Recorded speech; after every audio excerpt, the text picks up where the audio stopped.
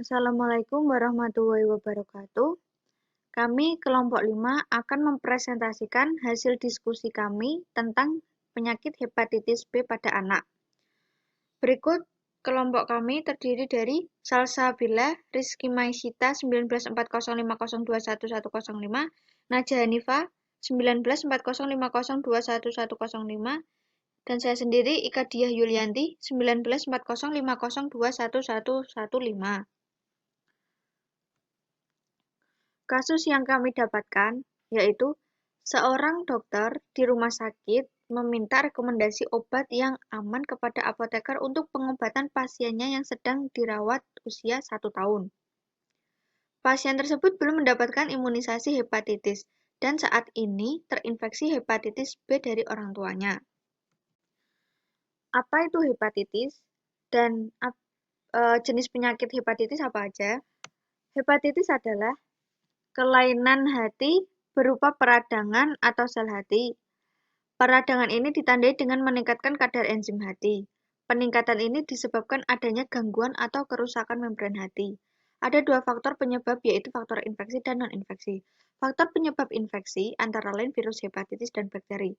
Selain karena virus hepatitis A, B, C, dan E, dan G, masih banyak virus lain yang berpotensi menyebabkan hepatitis, misalnya adenovirus, CMV, herpes simplex, HIV, rubella, varicella, dan lain-lain. Sedangkan bakteri yang menyebabkan hepatitis antara lain misalnya bakteri Salmonella typhi, Salmonella paratyphi, tuberkulosis, Leptospira.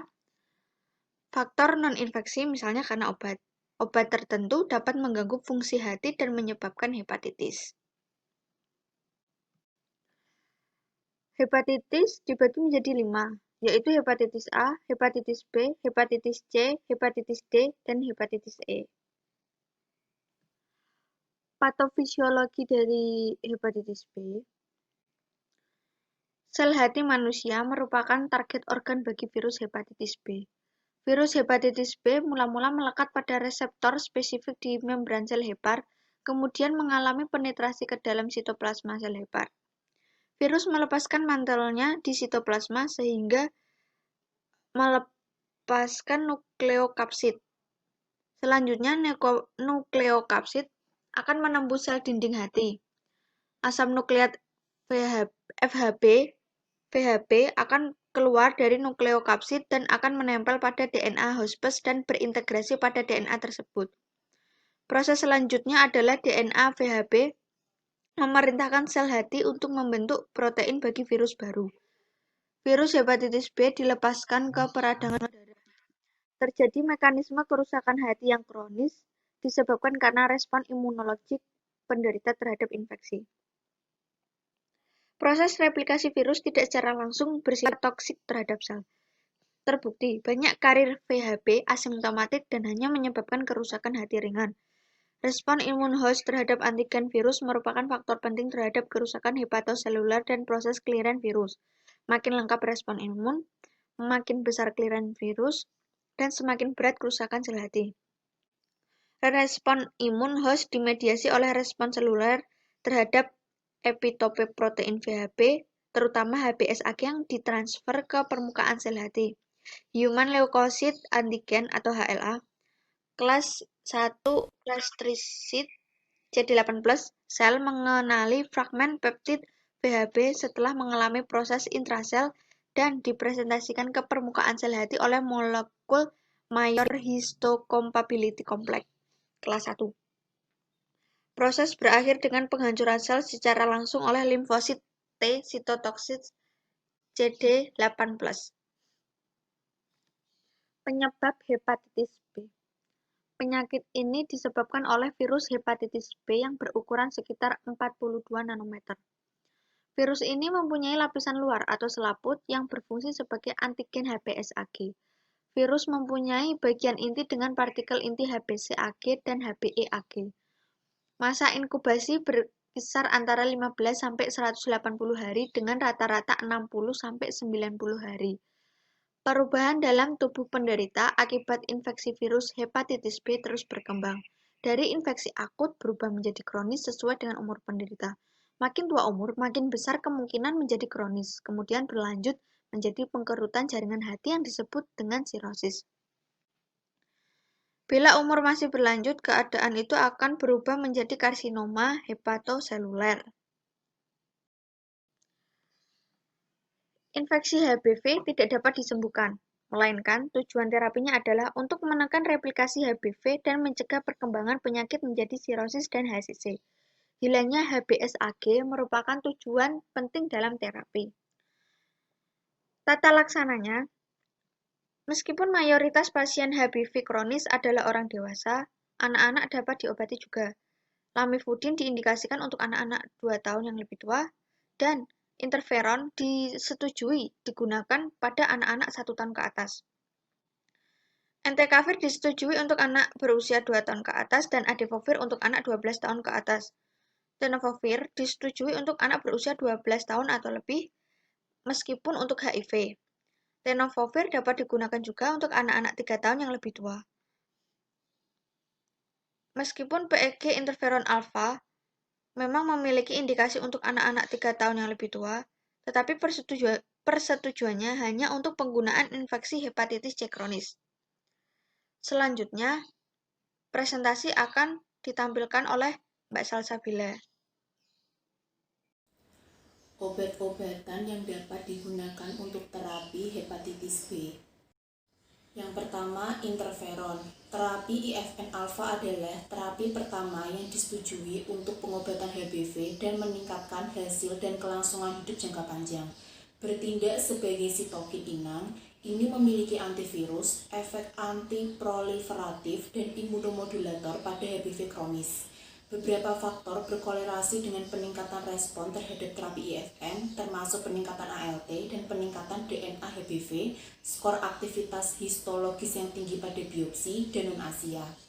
Mekanisme aksi interferon adalah interferon mengerahkan aktivitas seluler dan mengikat reseptor membran spesifik pada permukaan sel. Begitu terikat pada membran sel, interferon memulai untuk kompleks dari peristiwa intraseluler. Studi in vitro menunjukkan bahwa ini termasuk induksi enzim tertentu, penindasan proliferasi sel, aktivitas imunomodulasi seperti peningkatan aktivitas fagositik makrofag, dan augmentasi sitotoksisitas spesifik limfosit untuk sel target, dan penghambatan replikasi virus dalam sel yang terinfeksi virus. Yang kedua, lamivudin. Lamivudin adalah analog nukleosida sintetik dengan aktivitas melawan virus hepatitis B, HBV, dan HIV. Seperti intraseluler, lamivudin difosforilasi menjadi metabolit aktifnya yaitu lamivudin trifosfat atau LTP dan lamivudin monofosfat atau LMP.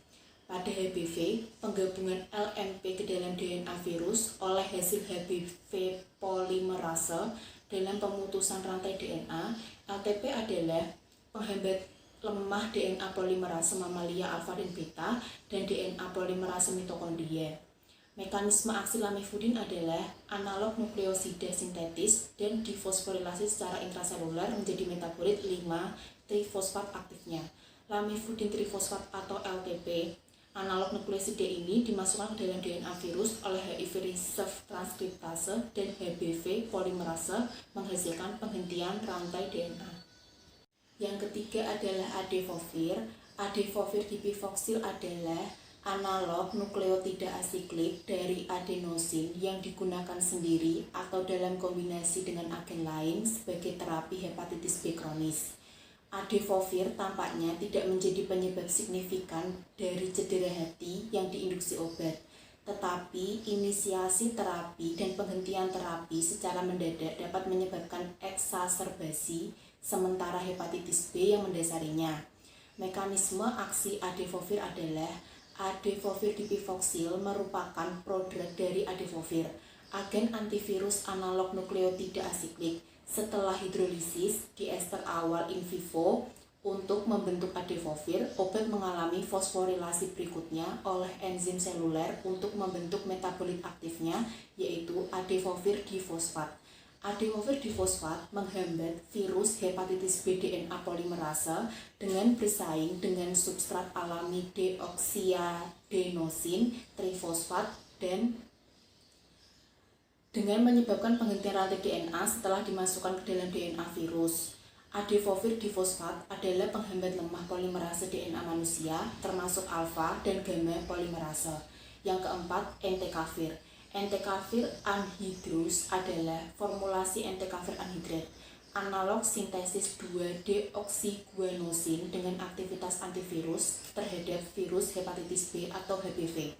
Entecavir diaktifkan secara in vivo menjadi metabolit 5-trifosfat. Gantinya, bentuk trifosfat bersaing dengan substrat alami deoksiguanosin trifosfat untuk dimasukkan ke dalam DNA virus. Penggabungan metabolit trifosfat teraktivasi dari entecavir menghambat reverse transkriptase viral load RNA dependent HBV DNA polimerase dan juga replikasi DNA virus dan transkripsi. Mekanisme aksi entecavir adalah dengan bersaing dengan substrat alami deoksiguanosin trifosfat, entecavir secara fungsional menghambat ketiga aktivitas polimerase HBV. Yang pertama, priming dasar, yang kedua, membalikkan transkripsi untuk untai negatif dari messenger RNA pregenomik, dan yang ketiga, sintesis untai positif HBV DNA. Setelah aktivasi oleh kinase, obat tersebut dapat dimasukkan ke dalam DNA yang memiliki efek akhir menghambat aktivitas polimerase HBV. Yang kelima, telbifudin. Telbifudin adalah analog nukleosida timidin sintetik dengan aktivitas antivirus yang sangat spesifik untuk pengobatan virus hepatitis B. Secara intraseluler, telbifudin difosforilasi menjadi metabolit aktifnya, yaitu telbifudin trifosfat. Trifosfat dideoksi telbifudin bersaing dengan timidin untuk dimasukkan ke dalam DNA virus. Dengan demikian menyebabkan terminasi rantai DNA dan menghambat fungsi DNA polimer HBV atau reserve transkriptase. Ini menghasilkan blokade replikasi DNA HBV dan propagasi virus. Mekanisme aksi telbifudin adalah telbifudin 5-trifosfat menghambat HBV DNA polimerase dengan bersaing dengan substrat alami, yaitu timidin 5-trifosfat. Ini mengarah pada penghentian rantai sintesis DNA, dengan demikian menghambat replikasi virus. Penggabungan telbifudin 5-trifosfat ke dalam DNA virus juga menyebabkan penghentian rantai DNA, mengakibatkan penghambatan replikasi HBV. Telbifudin menghambat antikomplement atau DNA strain kedua. Yang keenam, tenofovir. Tenofovir dianggap sebagai terapi lini pertama dalam pengobatan HBV. Untuk HBV, ini tersedia sebagai tablet oral agen tunggal.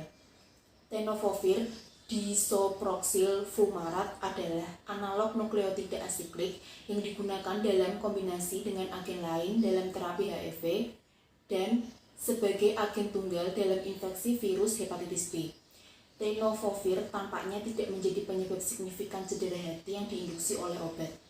Mekanisme aksi tenofovir adalah setelah tenofovir diaktifkan oleh bifosforilasi, ia bertindak sebagai nukleosida fosfonat asiklik antivirus. Ini adalah inhibitor poten dari reserve transkriptase virus dengan konstanta penghambatan sekitar 0,022 mikromolar. Setelah diaktifkan, tenofovir bekerja dengan mekanisme berbeda, termasuk penghambatan viral polimerase yang menyebabkan penghentian rantai dan penghambatan sintesis virus. Semua kegiatan ini dicapai dengan persaingannya dengan deoksiadenosin 5-trifosfat dalam generasi DNA virus baru. Sekali tenofovir dimasukkan dalam rantai, itu menginduksi pemutusan rantai yang dalam rangka menghambat replikasi virus.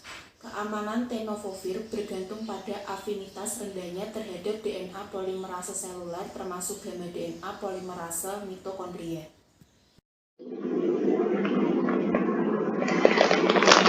Pemilihan terapi. Sebelumnya, terdapat data simulasi pasien yang sudah ditanyakan ke dokter. Nama pasien yaitu Ana Agus, umurnya 1 tahun, tinggi badan 75 cm, berat badan 9,2 kg, ruangan yaitu di ruang anggrek 4, nomor rekam medis 1234. Oleh karena itu, Pemilihan terapi yang dipilihkan oleh kelompok kami adalah nama obat, yaitu interferon alfa 2B, jenis sediaan berupa injeksi subkutan. Dosis yang digunakan adalah sebanyak 5-10 million units per meter persegi, seminggu diberikan sebanyak 3 kali.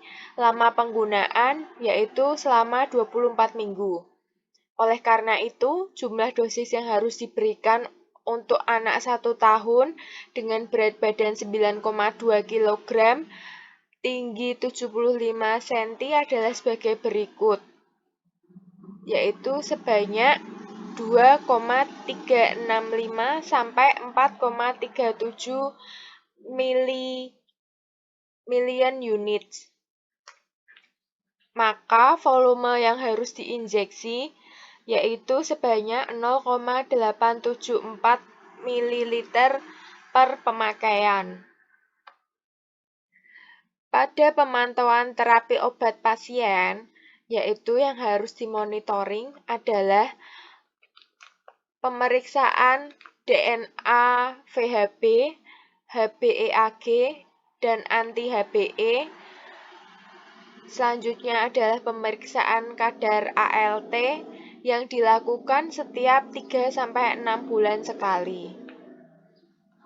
Parameter laboratoriumnya yang pertama yaitu HbEAg serokonversi. Apabila terapi sudah berhasil, maka pemberian vitamin orang tua diberi KIE. Apabila tidak berhasil, maka diobservasi terlebih dahulu. Selanjutnya, apabila kadar ALT sudah normal yang berarti berhasil, maka pemberian vitamin dan orang tua diberi KIE. Apabila tidak berhasil, diobservasi terlebih dahulu. Selanjutnya, serum HBV DNA kurang dari 2000 IU per mililiter, maka pemberian vitamin dan orang tua diberi KIE, dan apabila tidak berhasil, maka diobservasi terlebih dahulu. Monitoring efek samping obat. Berikut parameter klinik efek samping obat yang sering terjadi dan penanganannya. Yang pertama yaitu demam. Apabila terjadi demam, maka diberi antipiretik. Yang kedua yaitu gejala seperti flu yang berupa sakit kepala, panas dingin, maka penanganannya dapat diberi analgetik dan antipiretik. Selanjutnya adalah terjadi mual dan muntah, maka penanganannya diberi antiemetik. Yang selanjutnya, efek samping yang sering terjadi yaitu badannya lemas. Penanganannya yaitu diberi vitamin dan KIE kepada orang tua agar rajin memberi minum ke anak. Selanjutnya, efek samping nafsu makan hilang dan berat badannya turun. Memberikan KIE kepada orang tua yaitu makan dengan porsi sedikit tetapi frekuensi lebih sering, konsumsi makanan tinggi protein, dan minum multivitamin. Selanjutnya, parameter laboratorium. Apabila terjadi peningkatan serum bilirubin, maka terapi IFN dihentikan.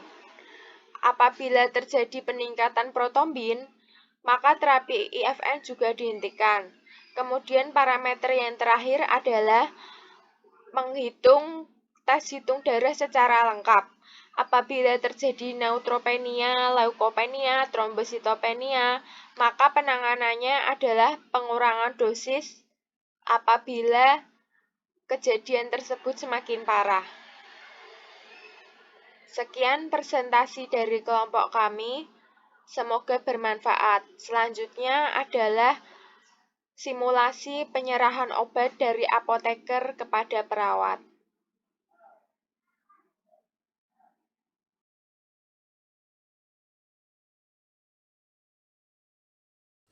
Selamat siang Mbak, saya perawat Salsabila. Saya mau ambil obat pasien dari Dr. Ika atas nama anak Agus, usianya 1 tahun, ruang Angge 4.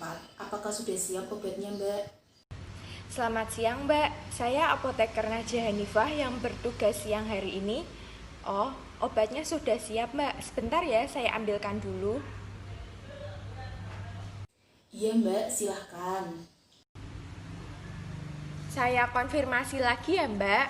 Pasiennya atas nama anak Agus, umurnya 1 tahun, ruangannya di ruang anggrek 4, nomor rekam medis 1234 dari Dokter Tompi ya?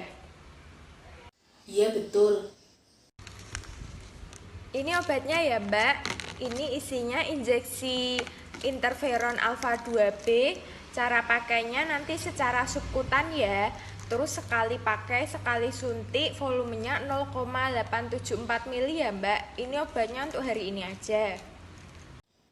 Baik Mbak, nanti saya berikan sesuai yang telah dijelaskan. Selain itu, adakah informasi lain lagi Mbak? Sudah cukup, Mbak. Baik Mbak, kalau begitu, ini obatnya saya terima ya. Ya, Mbak. Sebelumnya bisa diulang dulu mengenai cara pemakaian obatnya tadi, Mbak. Baik Mbak, ini obatnya isinya injeksi interferon alfa 2B. Cara pakainya secara subkutan, sekali suntik 0,874 mili. Baik, Mbak. Saya minta tanda tangan dulu ya untuk lembar penyerahan obatnya. Ini ya, Mbak, silahkan ya. Ini obatnya.